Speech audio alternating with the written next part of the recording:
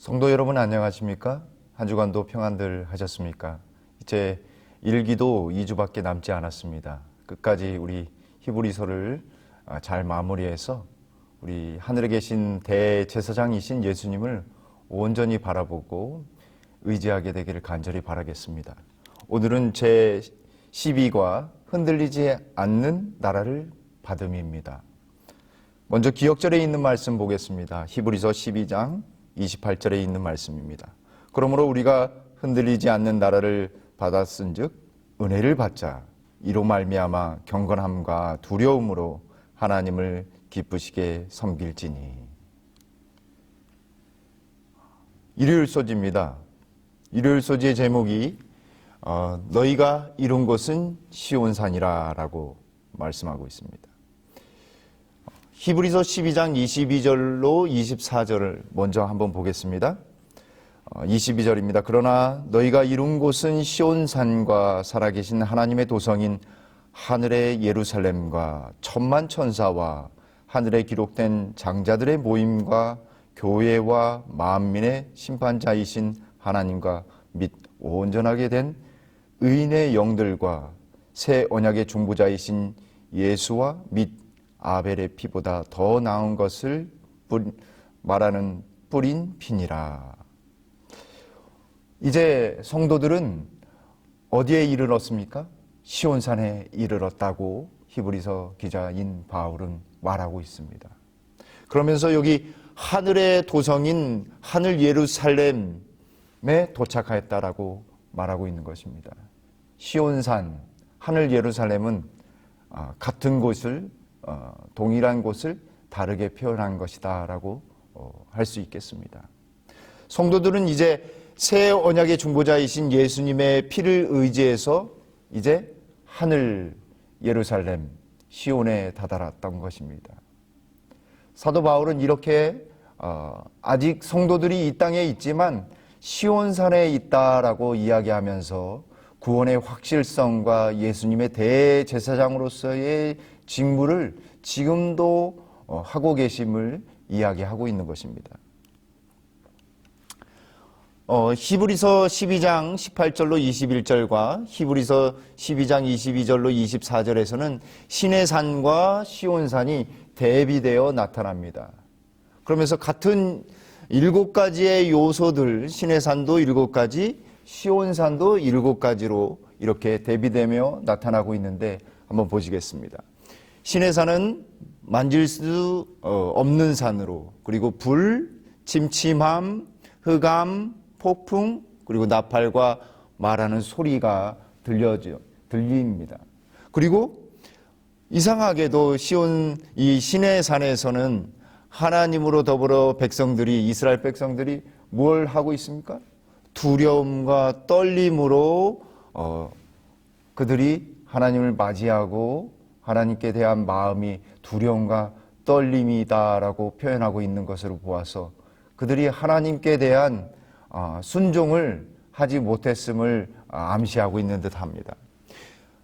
반대로 시온산은 하늘 예루살렘 곧 살아계신 하나님의 도성, 그리고 축제의 모임을 하는 천만천사, 세 번째는 하늘에 기록된 장자들의 총회, 그리고 네 번째는 만민의 심판자이신 하나님, 그리고 다섯 번째는 온전하게 된 의인들의 영혼들이라고 할 수 있겠죠. 여섯 번째는 새 언약의 중보자이신 예수님이 다시 등장하고, 일곱 번째는 아벨의 피보다 더 나은 것을 말하는 뿌린 피가 등장합니다. 그러나 여기 시온산은 신의 산에 두려움과 떨림이 있었다고 한다면 시온산은 담대하게 하나님께로 나가게 되는 것입니다. 그곳은 하나님이 거하시는 곳이며 기쁨이 있는, 즐거움이 있는, 진정한 행복이 있는 곳이 바로 시온산입니다. 여기 히브리서 12장 22절로 24절 중에 23절에 하늘에 기록된 장자들의 모임과 교회, 이 표현이 여기 앞에 22절의 끝부분인 천만천사와 하늘에 기록된 장자들의 모임과 교회라고 하는 이 표현이 번역상의 오류가 있는 것을 발견하게 됩니다. 그래서 이 번역상의 오류를 정정해서 직역을 좀 하면 천만천사의 축제의 모임과 천사들의 축제의 모임과 그리고 하늘에 기록된 장자들의 총회라고 할 수 있겠습니다. 그런데 여기 그것을 떼놓고 여기 이 총회라고 하는 표현을 그냥 교회로서만 하니까 번역하는 데 있어서 오류가 있음으로 인해서 해석이 굉장히 잘못될 수 있는 그런 부분이 생기게 되는 것입니다. 그래서 천만천사의 축제의 모임과 하늘에 기록된 장자들의 총회라고 기록해 놓으시면 좋겠다라는 생각이 듭니다. 여기 예수님께서 이른 곳은 대제사장으로서 즉위하시면서 즉 천만천사가 축제의 모임을 하고 하늘에 기록된 장자들의 총회가 있는 것을 볼 수 있게 됩니다.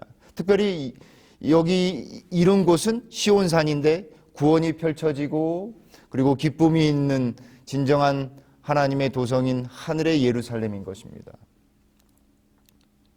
그래서 여기 장자들이라는 이 표현들은 바로 온전하게 한 23절에 온전하게 된 의인들의 영들, 다시 말하면 구원받은 의인들의 영혼들이다라고 할 수 있겠습니다. 그런데 우리가 좀 주목해야 될 표현은 무엇이냐면 24절에 새 언약의 중보자이신 예수님과 및 아벨의 피보다 더 나은 것을 말하는 뿌린 피라고 이야기해서 예수님은 새 언약의 중보자이신 것을 우리가 알고 있는데 왜 아벨의 피가 등장하였는가라고 하는 것입니다. 이 아벨의 피라고 했을 때 아벨은 순교자인 것을 우리는 잘 알고 있습니다. 예배를 온전히 순종함으로 드림으로 인해서 그의 형인 가인에 의해서 순교를 당하게 된 것이죠. 다시 말하면 이 아벨의 피를 통해서 무엇을 강조하고자 하는 히브리서 기자의 의도가 있다라고 하는 것입니다. 바울의 의도가 있다라고 하는 것입니다. 그래서 성경에 이 아벨의 피에 관련된 성경절을 좀 찾아보면 창세기 4장 10절과 11절에서 특별히 10절에서 이르시되 하나님이 가인에게 이야기합니다. 내가 무엇을 하였느냐? 내 아우의 핏소리가 땅에서부터 내게 호소하느니라 라고 말씀하셨습니다. 다시 말하면 아벨의 피라고 하는 이 문구를 통해서 하나님께서는 가인에게 심판을 말씀하신 것이었습니다. 여기 마태복음 23장 35절에서도 의인인 아벨의 피로부터라고 하는 표현들을 통해서 다시 재확인할 수 있습니다. 그래서 바울은 히브리서의 이 아벨의 피라고 하는 표현을 통해서 심판을 강조하고 또 구원의 확실성을 부각시키고 있다라고 할 수 있겠습니다. 이를 시편 110편 2절과 4절에서도 확인할 수 있습니다.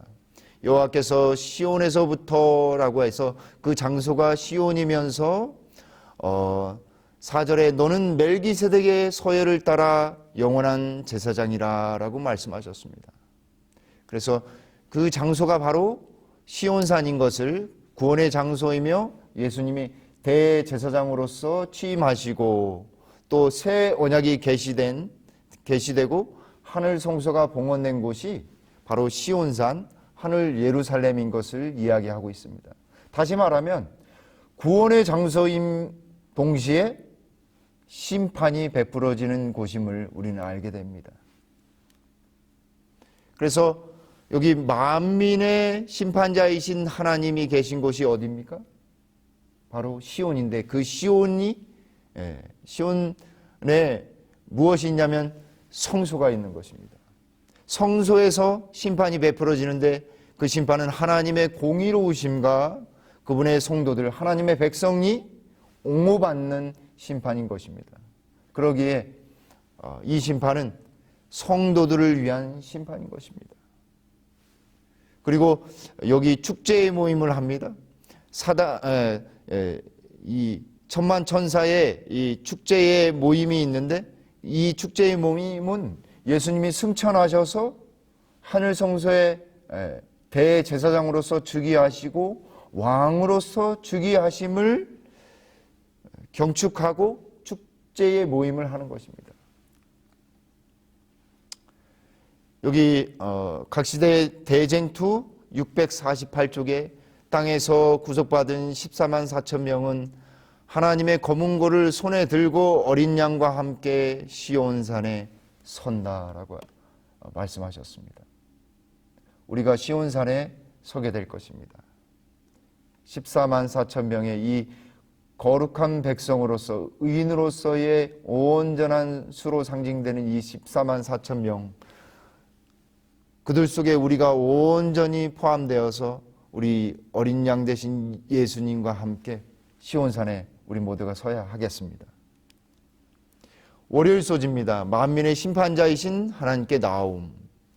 여기 히브리서 12장 22절로 24절의 배경에 이른 곳, 그래서 구원이 베풀어진 시온산과 더불어서 하나님의 도성인 하늘 예루살렘 성에서 축제가 벌어지고 장자들의 모임이 이루어지는데, 그곳에서 누가 계시냐면 만민의 심판자이신 하나님이 계신다라고 하는 것입니다. 심판이 하나님을 통해서 베풀어지는 것입니다. 또 우리가 앞에서 살펴보았듯이 이 아벨의 피를 통해서도 심판의 배경을 가지고 있는 것을 우리는 알 수 있는 것입니다. 그래서 만민의 심판자이신 하나님이라는 이 표현을 이 RSV, 영어 성경 RSV에서는 모든 사람의 하나님이신 심판자라고 해서 심판자를 강조하고 있는 것입니다. 다시 말하면 만민의 심판자이신 하나님과 온전하게 된 의인의 영들을 통해서, 이 두 가지 표현들을 통해서 본다고 한다면 심판과 구원의 기별이 동일하게 주어진 것을 볼 수 있는 것입니다. 사실 구원과 심판은 같은 기별입니다. 동전의 양면과 같이 하나님의 구원의 기별을 믿고 예수님을 온전히 믿는 자들에게는 구원이 있지만, 구원이 베풀어지지만 하나님의 기별을 거절하고 예수님을 거절한 자들에게는 심판이 베풀어지는 것이죠. 이런 배경에서 히브리서 12장 22절로 24절은 다니엘 7장의 재림전 조사심판과 매우 유사한 내용을 담고 있다라고 할 수 있겠습니다. 그래서 다니엘 7장에서 재림전 조사심판에 대한 이 심판의 장면, 그리고 하나님이 옛적부터 계신 분으로서, 그리고 천만 천사들이 나오고 불꽃의 보좌가 나오고, 그리고 책들이 펴놓여지고 지극히 높으신 이의 성도들을 위하여 원한을 풀어주시는 신원하시는 표현으로 개역 한글에는 되어 있죠. 그리고 일곱 번째는 성도들이 나라를 얻게 됩니다. 이런 일곱 가지가 히브리서 12장 22절로 24절에서는 거의 동일하게 심판의 장면, 그리고 만민의 심판자이신 하나님이 나타나고, 그리고 세 번째는 천만 천사가 등장합니다. 천만 천사의 축제의 모임이 등장하죠. 더 정확하게는. 그리고 하나님은 소멸하는 불로 범위 밖에 있지만 22절에 불이라고 나옵니다. 그리고 다섯 번째는 하늘에 기록된 이라는 표현이 나옵니다.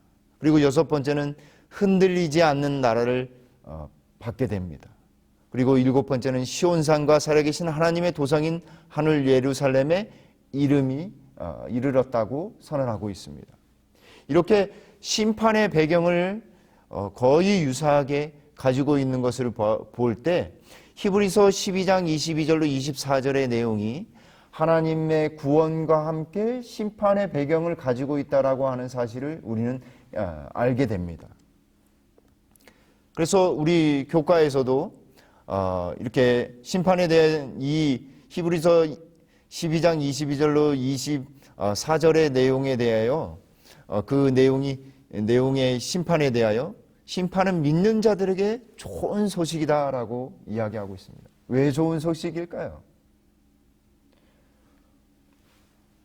믿는 자들에게는 구원이 베풀어지기 때문입니다.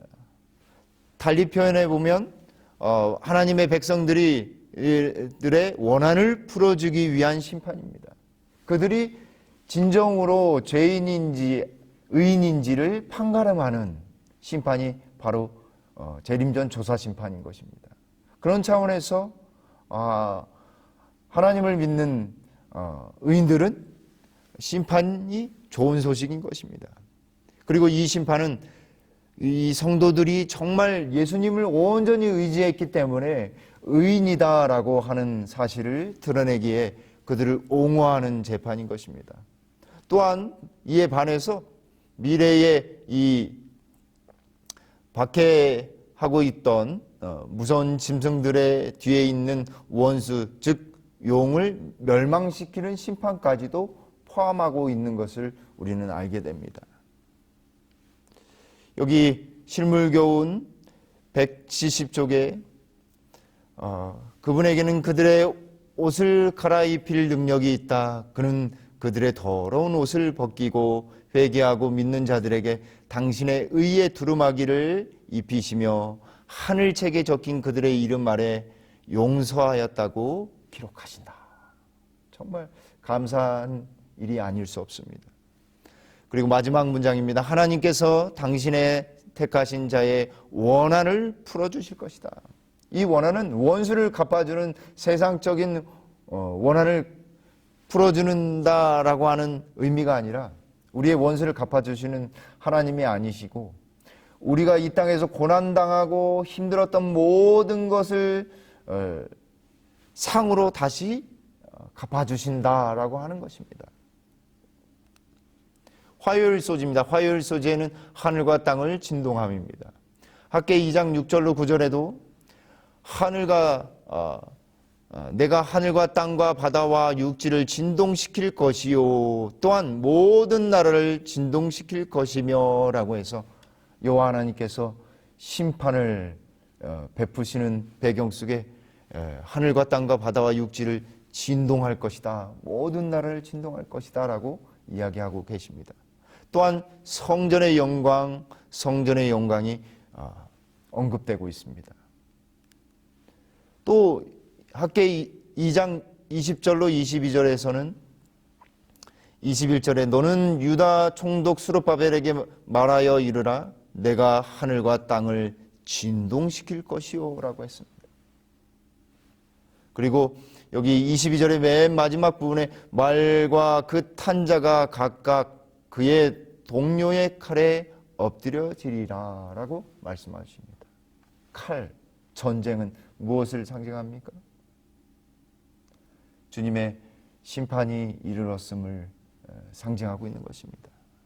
그래서 하늘과 땅을 진동시킨다라고 하는 이 표현이 바로 심판을 의미한다라고 하는 것입니다. 그리고 여기 시편 96편 9절과 10절에도 그 앞에서 떨지어다라고 했습니다. 진동하는 것이죠. 흔들리는 것이죠. 그리고 10절의 후반부에는 그가 만민을 공평하게 공의롭게 심판하리라라고 말씀하십니다. 여기 시편 99편 1절에도 만민이 떨 것이요 맨 끝에는 땅이 흔들릴 것이다 라고 말씀하고 계십니다. 흔들림은 심판을 의미하는 것입니다. 그래서 여기 히브리서 12장 26절 27절에도 26절에 그때에는 그 소리가 땅을 진동하였거니와 그리고 후반부에 하늘도 어떻게 한다고요? 진동하리라 라고 말씀하고 계십니다. 그래서 땅의 진동은 하나님의 백성을 구원하시기 위한 하나님의 임재를 상징합니다. 구원을 베푸시면 바로 심판을 의미하기도 하는 것이죠. 두 번째는 백성들을 향한 그분의 권위를 주장하실 때 나타나는 현상, 즉 하나님이 심판을 알리는 신호이다라고 하는 것입니다. 예고다라고 하는 것입니다.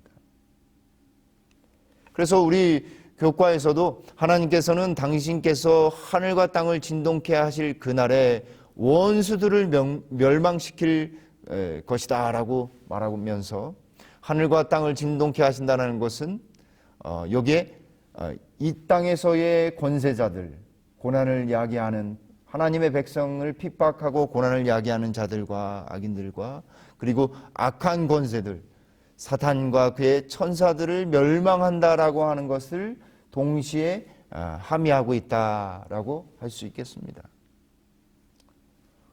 이 세상은 흔들림 속에 살아갑니다. 진동화 속에 살아갑니다. 우리는 어디에 우리의 안전함을 찾을 수 있을까요? 어디에서? 그리스도께서 오실 때의 땅은 그분 앞에 진동할 것이며 하늘은 종이죽처럼 말릴 것이며 각 산과 섬이 제자리에서 옮기울 것이다. 하나님의 큰 날을 보면서 우리는 우리의 유일한 안전책이 모든 죄와 불의에서 떠나는 데에서 발견된 것임을 알 수 있다라고 말씀하고 계십니다. 죄로부터의 떠남, 죄와의 이별입니다. 그렇게 되기 위해서는 우리는 예수님을 온전히 의지해야 하는 것입니다. 그분을 온전히 의지함을 통해서 성령의 역사가 펼쳐지게 되어 있습니다. 우리 모두가 세상의 흔들림 속에서도 온전히 주님만을 굳건히 의지하게 되길 간절히 바라겠습니다. 수요일 소지입니다. 흔들리지 않는 나라. 세상은 흔들렸지만 하나님이 세우실 나라는, 우리가 가야 될 나라는 흔들리지 않는 나라인 것입니다. 왜 그런가? 구약에서 시편에 주로 여기 나열했는데요. 시편을 주로 나열했는데, 왜냐하면 그분이 하시는 그 일을 행하신 자는 영원히 흔들리지 아니하시기 때문에 그렇습니다. 또 그분은 항상 흔들리지 아니하십니다. 그리고 시편 21편 7절에도 지존하신 이의 인자함으로 흔들리지 아니하리라. 왕이 하나님으로 말미암아 흔들리지 않겠다라고 하는 것입니다. 그리고 시편 62편 2절에도 하나님은 나의 구원이시오 반석이시오 구원이시오 나의 요새시니 내가 크게 흔들리지 아니하리로다. 세상에서 흔들리지 않는 방법이 있습니다. 하나님을 온전히 의지하는 것입니다. 여기 시편 기자는 그에게만, 그분만이 반석이요 구원이시요 요새이기에 흔들리지 아니하므로 하나님을 온전히 의지하고 그분의 편에 서야 된다라고 말하고 있는 것입니다. 그리고 그는 영원히 흔들리지 아니하며 의인은 영원히 기억되리로다라고 했습니다. 그분이 흔들리지 아니하시는 분이시기에 의인 또한 흔들리지 아니하시는 분이신 것입니다. 여기 히브리서 12장 26절과 27절에도 그때 큰 소리가 땅을 진동하였거니와 라고 하면서 세상이 진동하리라 라고 이야기합니다.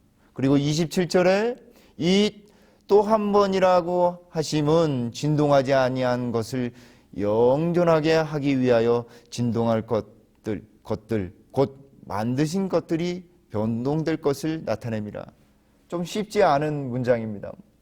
쉽게 들리지만 해석하기가 좀 모호합니다. 하지만 잘 다시 한번 읽어보면 여기 이 또 한 번이라고 하는 표현을 통해서 세상이 진동해서 완전히 없어지는 것이 아니라 그 진동함을 통해서 심판을 통해서 하나님께서 새롭게 창조하시겠다라고 하는 말씀입니다.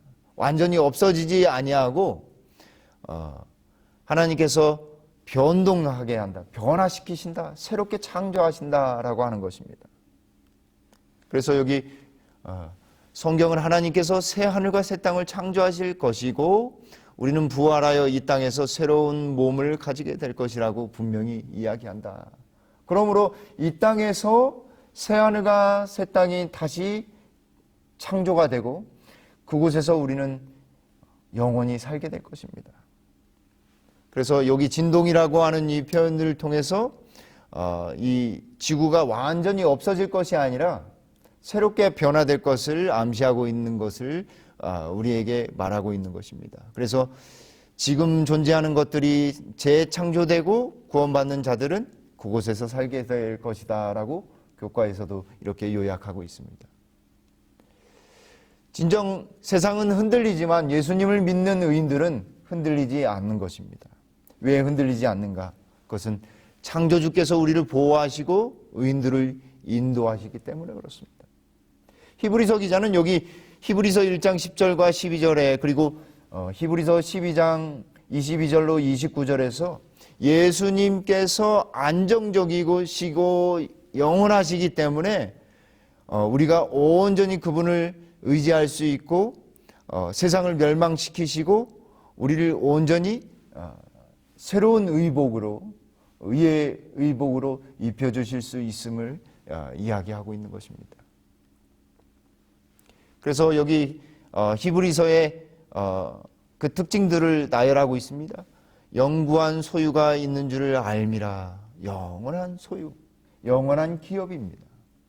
히브리서 7장 3절과 24절, 특별히 24절에 예수는 영원히 계심으로, 예수님은 영원히 계심으로 제사장으로서 레위 계통에 따른 인간 제사장처럼 죽으면 다시 바뀌고 하는 그런 일을 하지 않을 거다라고 갈리지 않을 것이다 라고 말씀하고 계십니다. 또 시편 46편 5절에도 성이 흔들리지 아니할 텐데 왜 성이 흔들리지 않냐면 그분이 계시기 때문에 그렇습니다. 하나님이 계시기 때문에 그렇습니다. 그러므로 히브리서 기자인 바울은 여기 히브리서 12장 28절에 우리가 흔들리지 않는 나라를 받았은즉 이라고 이야기합니다. 하나님은 우리를 흔들리지 않는, 더 이상 우리를 어렵게 만들거나 고난당하지 않는, 흔들림이 없는 온전한 나라를 우리에게 주실 것입니다. 다니엘서에서도 이러한 흔들리지 않는 나라라고 하는 비슷한 표현을 하고 있습니다. 영원하고 영원하고 영원하리라. 그리고 다니엘 2장 4절에 이것은 영원히 망하지 아니할 것이요 하나님 나라가 영원히 망하지 아니할 것이요 그리고 이 모든 나라를 쳐서 멸망시키고 심판을 베푸시고 영원히 설 것이다 라고 하나님 나라가 심판과 구원의 메시지를 동시에 가지고 있다라고 하는 사실을 우리는 다시 재확인할 수 있습니다. 그래서 우리는 이 흔들리지 않는 나라에서 무슨 권세를 얻냐면 여기 요한계시록 20장 4절에 내가 보좌들을 보니 거기에 앉은 자들이 있어 심판하는 권세를 받았더라라고 말씀합니다. 우리 예수님이 왕이시면서 대제사장으로서 심판자이십니다. 우리에게 기업을 물을 자로 우리를 택하셨기에 우리를 상속자로 택하셨기에 우리 또한 심판의 권세를 갖게 되는 것입니다. 그래서 여기 대쟁투 664쪽에 그 보좌에 하나님의 아들이 좌정하시고 그분의 나라의 백성들이 그 주위를 둘러싼다. 그리스도의 권능과 어미는 우리의 말로 표현할 수 없고 붓으로 묘사할 수 없다. 하나님의 임재의 빛이 하나님의 성을 충만케 하고 그 빛이 성문 밖으로 흘러나와 온 세상을 그 빛으로 넘치게 한다라고 말씀하고 계십니다. 얼마나 좋을까요? 그 흔들리지 않는 나라, 하나님의 임재의 빛이 충만한 온전한 기쁨이 있는 나라, 그곳에 우리 모두가 가게 되길 간절히 바랍니다. 목요일 소지입니다. 감사를 드리자. 히브리 기자는 이러한 구원을 베풀어 주신 하나님의 은혜와 시온까지 이르게 하신 은혜에 대하여 백성들이 어떤 반응을 해야 될지를 우리에게 알려주고 있습니다.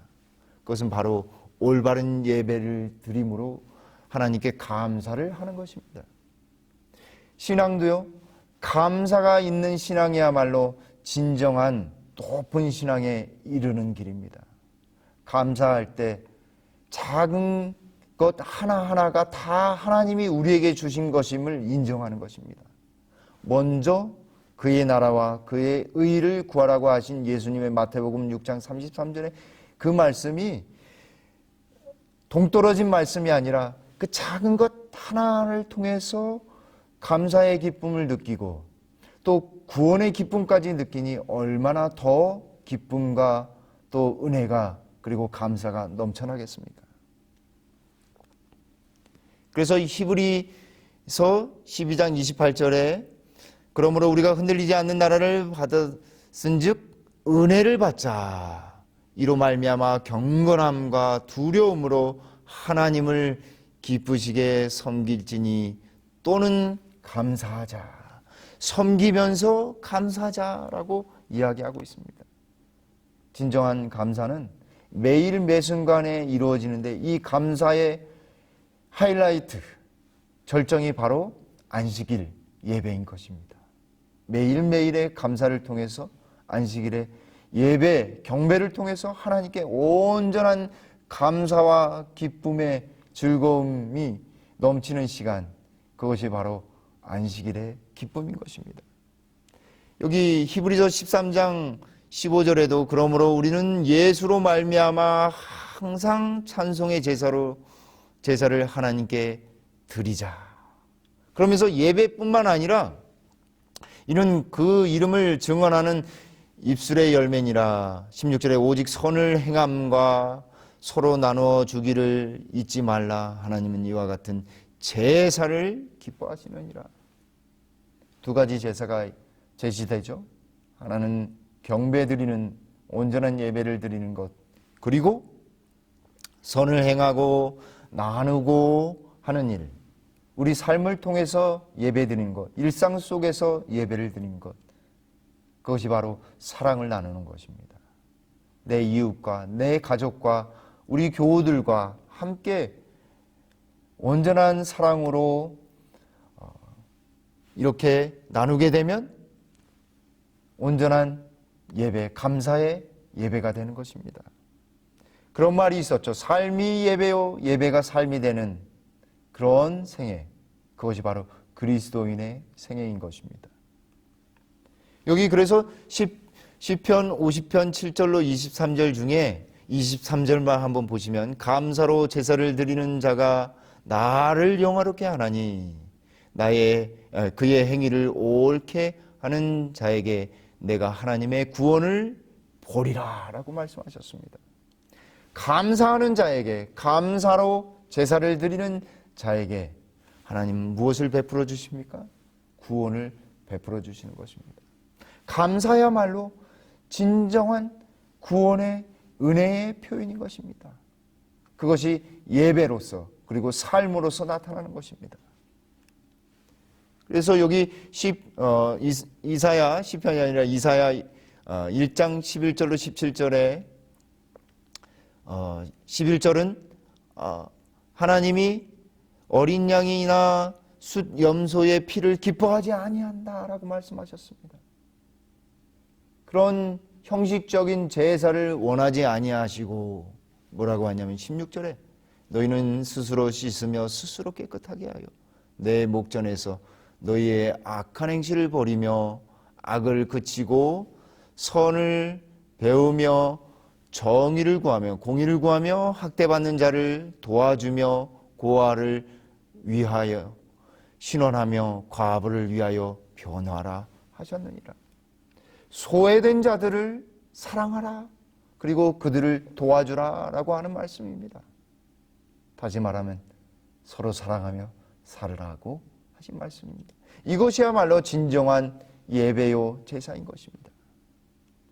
그래서 여기 히브리서, 그런 차원에서 히브리서 13장 또한 그런 차원에서 우리는 읽을 수 있는 것입니다. 1절에 형제 사랑하기를 계속하고 손님 대접하기를 잊지 말라.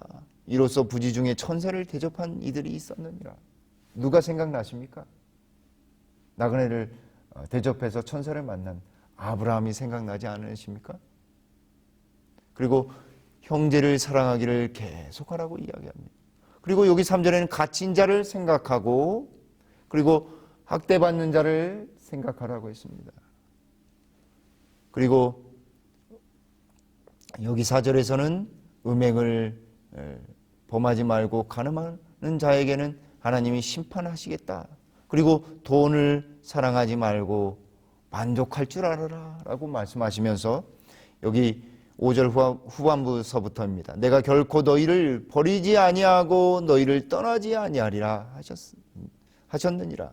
그러므로 우리가 담대히 말하되 주는 나를 돕는 이시니 하나님은 우리를 도우시는 분이십니다.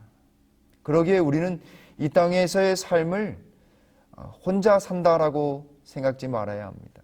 어려운 삶이라고 생각지 말아야 합니다. 하나님은 하나님께 순종하는 자들을, 그분의 말씀을 따르는 자들을 온전히 도우시는 분이십니다. 여기 부조화 선지자 353쪽에 마지막 문장만 보시겠습니다. 온 마음으로 그분을 사랑하는 사람들은 생애의 최선의 봉사를 그분께 드리고자 할 것이다. 진정으로 하나님을 사랑하는 사람, 예수님을 온전히 믿는 사람은 여기에 표현된 대로 최선의 것으로 하나님께 드릴 것입니다. 봉사의 생애, 온전한 것들을 다 주님께 드리게 될 것입니다. 우리 모두가 감사를 드리는 진정한 그리스도인들이 되기를 간절히 바랍니다. 금요일 소지입니다. 금요일 소지의 맨 마지막 부분 볼까요? 여기 첫째와 둘째 부활 사이에 1,000년간에 이루어지는 악인의 심판에 대해서 이야기하면서 이때의 의인들은 왕이 되고, 천년기 동안에 있을 사건이죠. 왕이 되고 하나님의 제사장이 된다. 그들은 그리스도와 함께 악한 자들을 심판하고 율법 전 곧 성경에 비추어 그들의 행위를 조사하여 육신의 행위에 따라 모든 사건을 결정할 것이다. 우리 예수님의 심판하시는 그 순간 우리도 또한 왕으로 그리고 제사장의 역할을 통해서 심판할 것을 이야기하고 있습니다. 흔들리지 않는 나라에서 우리는 왕으로서 그리고 제사장으로서 살게 될 것입니다.